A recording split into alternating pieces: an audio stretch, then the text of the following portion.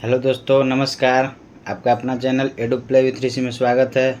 दोस्तों, आज मैं आप लोग को टॉप 300 पॉलिटी एमसीक्यू का नेक्स्ट पार्ट लेकर आया हूं। दोस्तों, जो ये सीरीज जो चल रहा है आपको सभी प्रतियोगी परीक्षाओं के लिए बहुत महत्वपूर्ण है और ये रामबाण साबित होगा। किसी भी वनडे एग्ज़ाम के लिए आप इस पूरा सीरीज देख के जाइए और आपका एक भी क्वेश्चन नहीं छूटेगा। दोस्तों, ये आपकी फुल गारंटी है और क्वेश्चन के साथ डिस्कशन करा रहे हैं आपका। ये 300 क्वेश्चन 3000 के बराबर होगा। चलिए बिना देर किए शुरू करते हैं। दोस्तों, शुरू करने से पहले आप लोग से रिक्वेस्ट होगा, प्लीज़ चैनल पर नए हैं तो चैनल को लाइक कीजिए, सब्सक्राइब कीजिए और ज़्यादा से ज़्यादा शेयर कीजिए।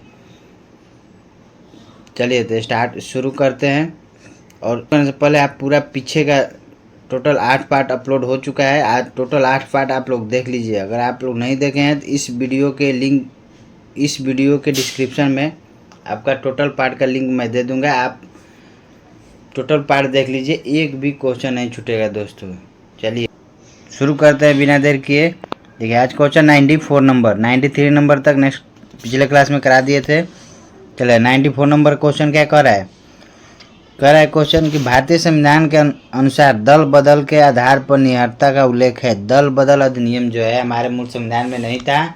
दल बदल जो अधिनियम है आपका 85वां संविधान संशोधन जो हुआ था 1900 में, जो 52वां संविधान संशोधन हुआ था उसमें आपका दल बदल अधिनियम जोड़ा गया था। ठीक है, भारतीय संविधान के 10वीं अनुसूची में 52वां संविधान संशोधन द्वारा 1985 में ये जो है दल बदल अधिनियम जोड़ा गया था। किस अनुसूची में? 10वीं अनुसूची में। और हमारे संविधान में मूल संविधान में टोटल 8 अनुसूची था, लेकिन वर्तमान में कहेंगे तो टोटल कितना अनुसूची है? 12 अनुसूची है। ठीक है, देखिए 8 अनुसूची मूल संविधान में था। 9वां अनुसूची 1951 में जोड़ा गया पहला संविधान संशोधन द्वारा। दूसरा अनुसूची जो 10वां अनुसूची है 1985 में जोड़ा गया 52वां संविधान संशोधन द्वारा। और 11वां और 12वां जो है पंचायती राज व्यवस्था, नगर निकाय, इस सबसे रिलेटेड है। 11वां संविधान संशोधन 11वीं सूची जो 73वां संविधान संशोधन द्वारा जोड़ा गया था। सूची जो है 73वां संविधान संशोधन द्वारा जोड़ा गया था। 12वीं अनुसूची 74वां संविधान संशोधन द्वारा जोड़ा गया था। क्लियर है? 73वां संविधान संशोधन 1992 में हुआ था। 74वां संविधान संशोधन 1992 में हुआ था। तो भारतीय संविधान में अभी तक वर्तमान में टोटल 12 अनुसूची है। मूल संविधान में 9 अनुसूचित 8 अनुसूचित था। 9वीं अनुसूचित पहला संविधान संशोधन 1951 में जोड़ा गया। 10वीं अनुसूची 1985 में 52वां संविधान संशोधन द्वारा जोड़ा गया। 11वीं अनुसूची आपका कब जोड़ा गया? 73वां संविधान संशोधन। और 12वीं अनुसूची 74वां संविधान संशोधन द्वारा जोड़ा गया था। तो दल बदल जो अधिनियम है किस संविधान कब जोड़ा गया? तो 10वीं अनुसूची में जोड़ा गया है। 10 से दल, 10 से 10, याद रखिएगा, 10 से दल, 10 से 10। 10वीं अनुसूची जो है किससे रिलेटेड है? दल बदल के अधिनियम से रिलेटेड है, जो 52वां संविधान संशोधन 1985 में जोड़ा गया था। तो इसका आंसर क्या हो जाएगा? बी ऑप्शन, 10वीं अनुसूची। क्लियर? चलिए नेक्स्ट क्वेश्चन 95 नंबर देखते हैं। कह रहे राज्यसभा धन विधेयक को कितने दिनों के लिए रोक सकता है?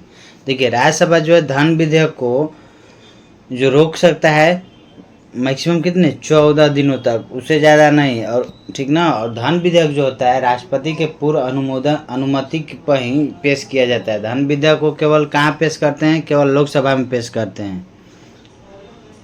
धन विधेयक को राष्ट्रपति के पूर्व अनुमति के पश्चात ही सबसे पहले लोकसभा में पेश किया जाता है। और धन विधेयक जो है अनुच्छेद 109 में उसकी प्रक्रिया का उल्लेख किया गया है। अनुच्छेद 109 में धन विधेयक की प्रक्रिया का उल्लेख किया गया है। और 110 में क्या है? धन विधेयक को परिभाषित किया गया है। ठीक है ना। धन विधेयक को परिभाषित किया गया है किस अनुच्छेद में? अनुच्छेद 110 में। और प्रक्रिया का उल्लेख किया गया किस में? अनुच्छेद 109 में। राज्यसभा धन विधेयक को अधिकतम कितने दिन तक रोक सकता है? 14 दिन तक रोक सकता है। धन विधेयक जो है और संविधान संशोधन विधेयक, ये दोनों विधेयक पर कभी भी मैंने आपका संयुक्त बैठक नहीं होता है। ठीक ना। धन विधेयक हो या संविधान संशोधन विधेयक हो, ये सब विधेयक के प्रति कभी भी आपका क्या होता है? संयुक्त बैठक का प्रावधान नहीं है। क्लियर है? और कोई विधेयक धर्म विधेयक है या नहीं, इसका डिसीजन कौन करता है? लोकसभा का अध्यक्ष करते हैं, ठीक ना। लोकसभा का अध्यक्ष ही वह प्रमाणित करते हैं कि विधेयक क्या है, धन विधेयक है। धन विधेयक पारित नहीं होने पर, अगर धन विधेयक पारित नहीं हो रहा है तो मंत्रिपरिषद भंग हो जाता है, ठीक है। यानी सरकार क्या होता है, भंग हो जाती है, मंत्रिपरिषद से सब इस्तीफा देना पड़ता है, ठीक ना। इसलिए धन विधेयक को पारित अगर नहीं होता है तो क्या होता है, सरकार जो होता है भंग हो जाती है, मंत्रिपरिषद से सब इस्तीफा दे देते हैं। इसका आंसर क्या हो जाएगा, 14 दिन हो जाएगा। चलिए नेक्स्ट क्वेश्चन 96 नंबर। संसद में प्रथम लोकपाल बिल पेश किया गया। संसद में प्रथम लोकपाल बिल पेश किया गया था, कब किया गया था? तो संसद में प्रथम बार लोकपाल बिल जो है 1968 में पेश किया गया था दोस्त, ठीक है। कब किया गया था? 1968 में। पहली बार जो है मोरारजी देसाई की अध्यक्षता में एक प्रशासनिक सुधार आयोग 1966 में आया था, ठीक ना। बाद में उसका अध्यक्ष बने थे के हनुमंथैया। और जो था राज्यों में लोकपाल के अनुशंसा के लिए आयोग बनाया गया था, प्रशासनिक सुधार आयोग, जिसने राज्यों में लोकायुक्त के गठन की अनुशंसा दिया था। कब? 1966 में। और 1971 में सर्वप्रथम क्या हुआ था, महाराष्ट्र में लोकायुक्त का गठन हुआ था। सर्वप्रथम कहाँ हुआ था? महाराष्ट्र में लोकायुक्त का गठन हुआ था।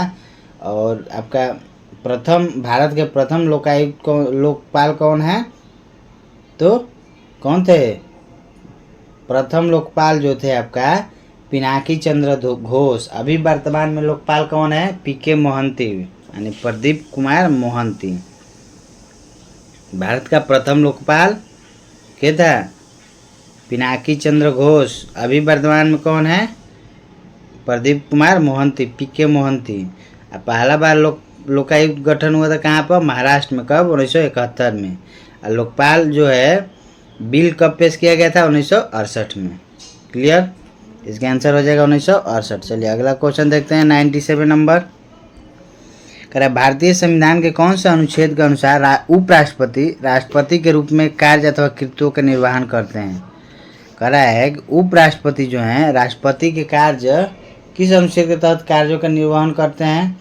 तो भारतीय संविधान के जो है अनुच्छेद जो 65 में है, उपराष्ट्रपति जो है राष्ट्रपति के कार्यों का क्या करते हैं? निर्वहन करते हैं। अनुच्छेद 65 में,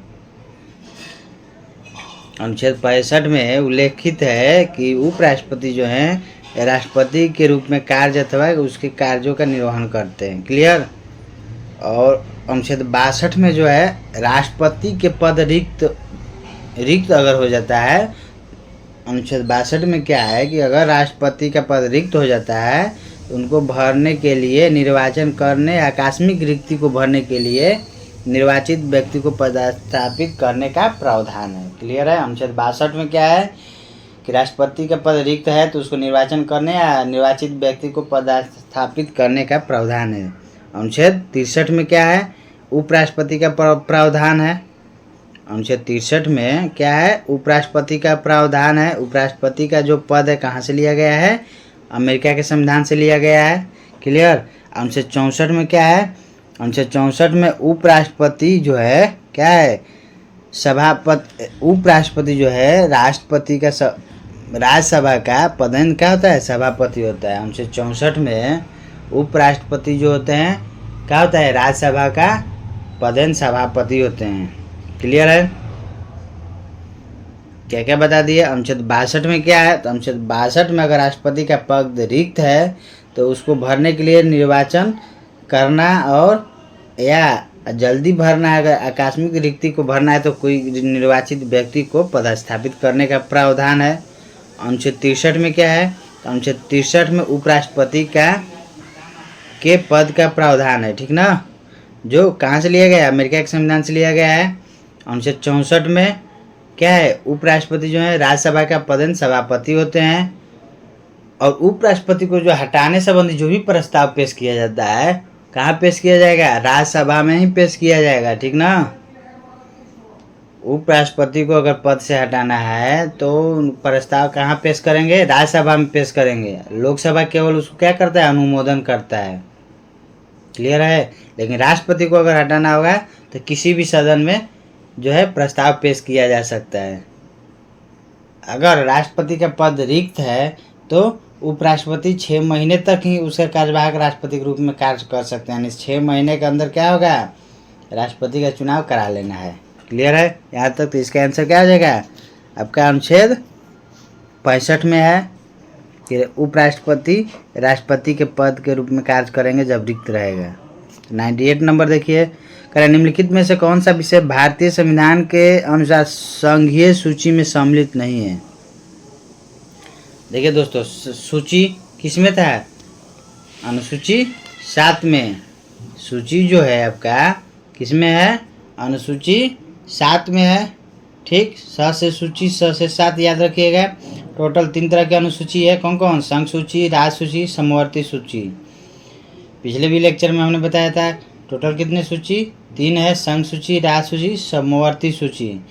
संघ सूची में अभी वर्तमान में कितना विषय है? तब वर्तमान में कहेगा संघ सूची में कितना विषय है? 98 विषय है। राज सूची में 52 विषय है। समवर्ती सूची में 59 विषय है। ठीक है, संघ सूची का मतलब क्या हो गया? संघ सूची में मतलब क्या है? उसमें केंद्र सरकार इसमें नियम कानून बनाती है।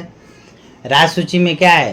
राज्य सरकार कानून बनाती है, लेकिन किसी विशेष परिस्थिति में क्या होगा? केंद्र सरकार भी कानून बना सकती है। ठीक ना? अगर मान लीजिए राज्य की अनुमति से अगर राज्यपाल कहेंगे तो केंद्र सरकार उसके प्रति कानून बना सकती है। समवर्ती सूची में राज्य भी कानून बना सकती है और केंद्र सरकार भी कानून बना सकती है, लेकिन जब दोनों के कानून में विवाद हो जाएगा तो केंद्र सरकार की जो कानून होगी उसको प्रभावी माना जाता है। क्लियर? चलिए तो अगला क्वेश्चन देख, यहाँ तक क्लियर है ना? तो अब देखिए, संघ सूची, राज्य सूची, समवर्ती सूची। तो संघ सूची में कौन कौन सा विषय हो जाएगा? संघ सूची में आपका कौन कौन विषय हो जाएगा?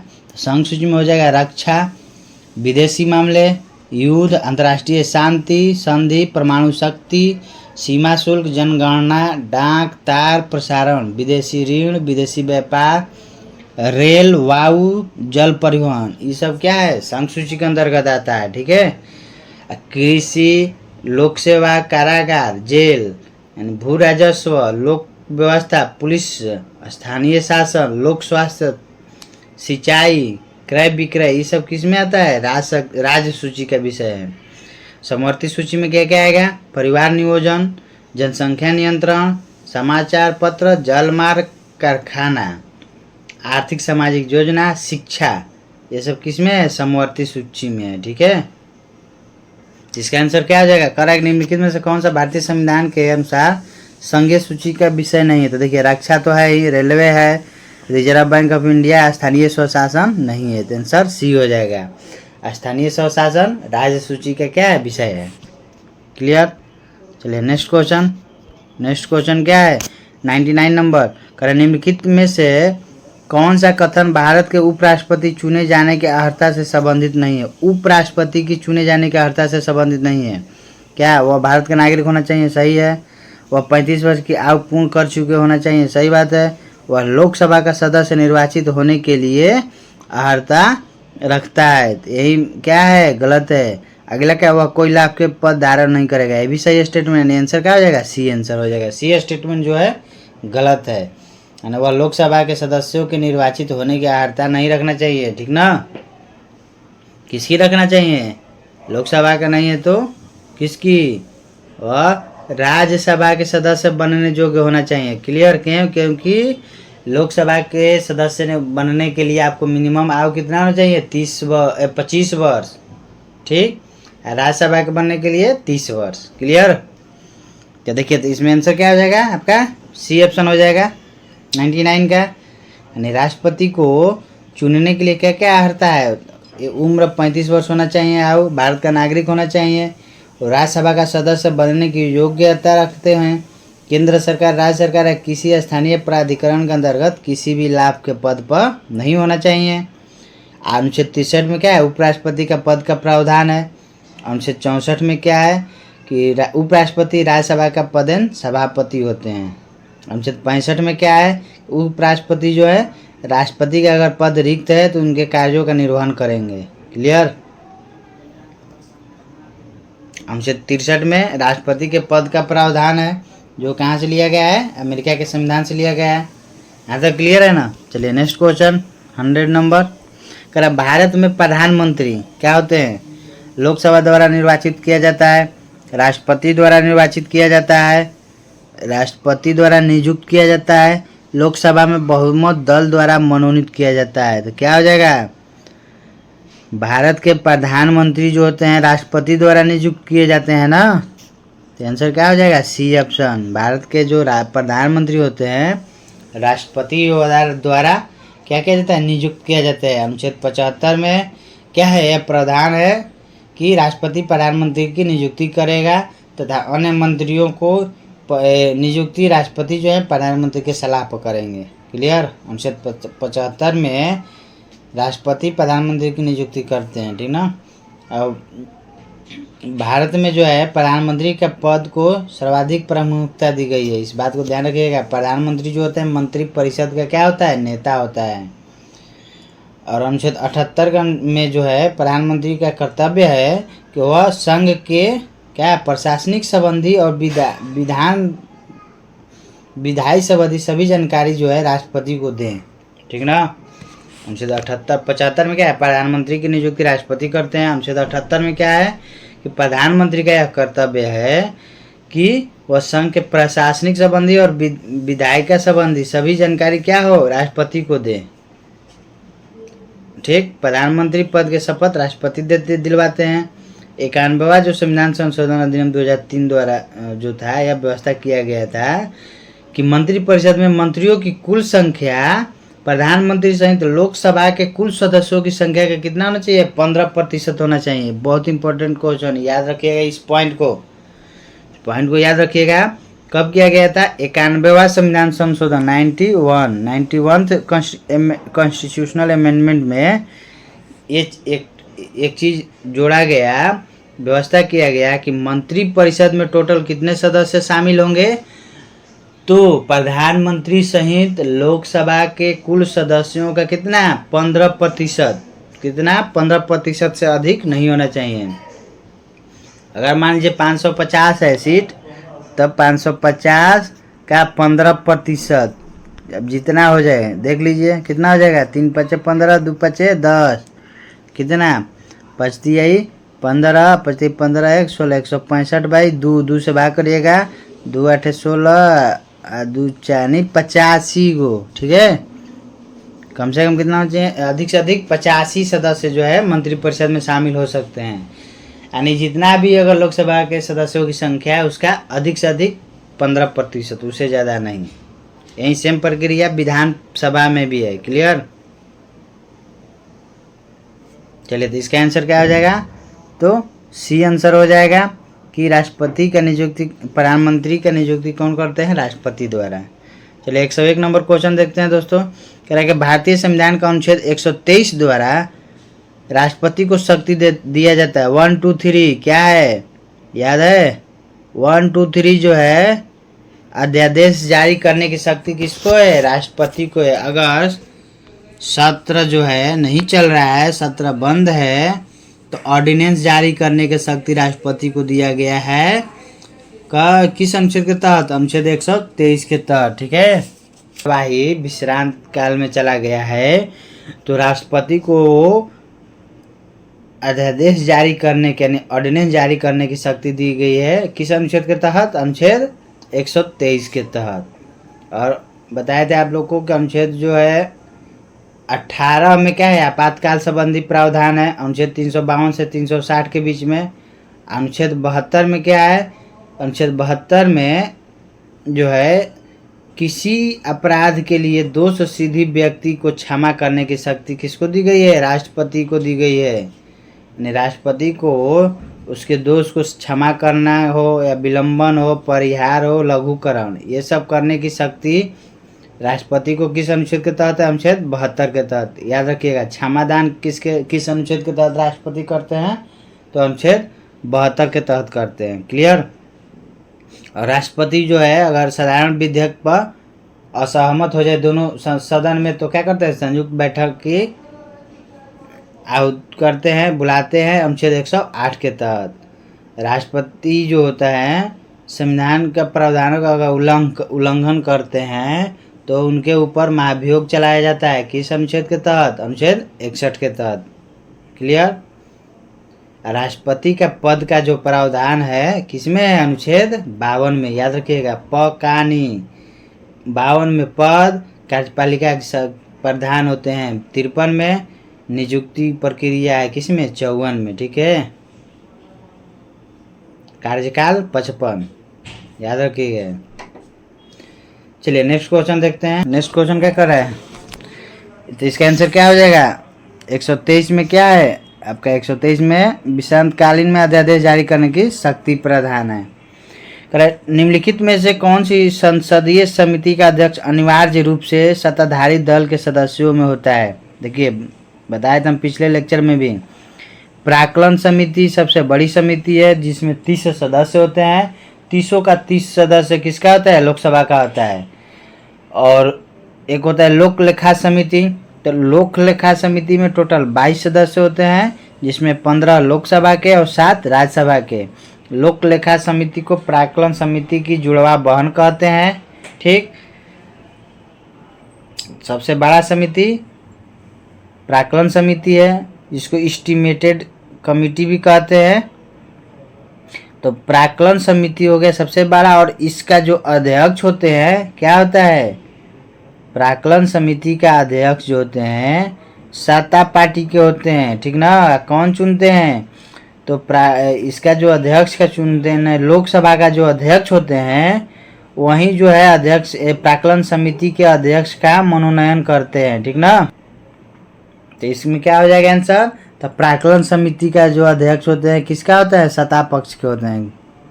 चलिए नेक्स्ट क्वेश्चन 103 नंबर करे, राज्य विधान परिषद के संबंध में निम्नलिखित में से कौन सा कथन सत्य नहीं है? राज्य विधान परिषद के संबंध में निम्नलिखित में से कौन सा कथन करेंगे? राज्य विधान परिषद के संबंध में निम्नलिखित में से कौन सा कथन सत्य नहीं है? देखिए दोस्तों, तो क्या है? महाराष्ट्र एवं तेलंगाना राज्य में द्विसदनात्मक विधानमंडल है। बात सही है। विधान परिषद के सदस्यों की अधिकतम संख्या विधानसभा के सदस्यों का 1/3 होना चाहिए। ये भी बात सही है। अगला क्या है? न्यूनतम सदस्यों की संख्या 60 होना चाहिए। गलत बात है दोस्तों। न्यूनतम सदस्यों की संख्या कितना होना चाहिए? 40। यही आंसर हो जाएगा। देखिए, तो विधान परिषद का जो गठन होता है अनुच्छेद 169 के तहत होता है। किस? जब विधान परिषद का गठन या क्या जो गठन होता है अनुच्छेद 159 के तहत होता है संसद के द्वारा। ठीक ना? उन्मूलन भी उसी में है। ठीक, अब और मिनिमम सदस्यों की संख्या कितनी होनी चाहिए? 40 होनी चाहिए। और टोटल जो उस जिस राज्य में विधान परिषद गठन करना है उस राज्य में विधानसभा में जितना सीट है उसका 1/3 सदस्य हो सकता है अधिकतम विधान परिषद में। वर्तमान में टोटल 6 राज्यों में जो है क्या है? विधान परिषद अस्तित्व में है। कौन कौन? याद रखिएगा, आंध्र प्रदेश, तेलंगाना, कर्नाटक, महाराष्ट्र, उत्तर प्रदेश, बिहार। भले जम्मू कश्मीर में भी था, तो 2019 में जो जम्मू कश्मीर पुनर्गठन अधिनियम आया उससे उसका जो है भंग कर दिया गया। चलिए नेक्स्ट क्वेश्चन देखते हैं। तो इसका आंसर क्या हो जाएगा? कौन सा कथन सत्य नहीं है? तो न्यूनतम सदस्य संख्या 60 है। ये गलत स्टेटमेंट है। न्यूनतम सदस्यों की संख्या कितनी होनी चाहिए? 40 होनी चाहिए। चलिए 104 नंबर भारतीय संविधान के निम्नलिखित में से कौन सी अनुसूची द्वारा स्वायत्तशासी जिला परिषदों की स्थापना का प्रावधान किया गया है? किस अनुसूची द्वारा स्वायत्तशासी जिला परिषदों की स्थापना का प्रावधान किया गया है दोस्तों? तो क्या जिला परिषद की स्थापना का प्रावधान किस अनुसूची में किया गया है? 6ठी अनुसूची में। आंसर क्या हो जाएगा? B option. किस अनुसूची के तहत? तो 6ठी अनुसूची के तहत। 1996 में एक पेशा अधिनियम आया था। उसके अनुसार जो था प्रशासनिक व्यवस्था बनाते समय राज्य विधायिका को संविधान की 6ठी अनुसूची का अनुसरण करना चाहिए, ये बात कहा गया था। 6ठी अनुसूची में जो है कौन कौन आता है? असम, मेघालय, त्रिपुरा, मिजोरम, इस सब के जनजातीय क्षेत्र को सब सम्मिलित है। ठीक है, प्रशासन के बारे में उपबंध है। कौन कौन से राज्य का? असम, मेघालय, त्रिपुरा, मिजोरम। याद रखिएगा, अत्री में मिजो, बस अत्री में मिजो, अ से असम, त्रि में त्रिपुरा, में से मेघालय, मिजो से मिजोरम। ठीक, और तीसरी अनुसूची में विभिन्न संवैधानिक पदों के उम्मीदवारों का शपथ के बारे में बताया गया है। ठीक। और 8वीं अनुसूची में बताए थे आपको क्या 22 भाषा का उल्लेख किया गया है। मूल संविधान में 14 भाषा था। 21वां संविधान संशोधन द्वारा सिंधी को जोड़ा गया। इसके बाद 71वां संविधान संशोधन द्वारा नमक को जोड़ा गया, नेपाली, मणिपुरी, कोकड़ी। एक बाद 92वां संविधान संशोधन द्वारा 4 भाषा को जोड़ा गया, बोडोमास। ठीक है। चलिए, दल बदल अधिनियम अभी बताए थे। 52वां संविधान संशोधन 1985 द्वारा जोड़ा गया था। इसका आंसर क्या हो जाएगा? सी ऑप्शन, 6ठी अनुसूची में है। क्लियर। चलिए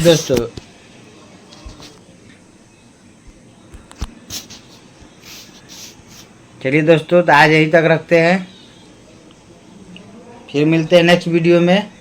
और आप लोग से रिक्वेस्ट होगा, प्लीज़ चैनल पर आप लोग नए हैं तो चैनल को लाइक कीजिए, सब्सक्राइब कीजिए और ज़्यादा से ज़्यादा शेयर कीजिए। और आप लोग को मैं पिछले 8 पार्ट का वीडियो का जो लिंक है इस वीडियो के डिस्क्रिप्शन में मैं दे दूंगा। आप टोटल पार्ट देख लीजिए, एक भी क्वेश्चन नहीं छूटेगा, इसकी फुल गारंटी है। चलिए, तो आज यहीं तक रखते हैं। धन्यवाद।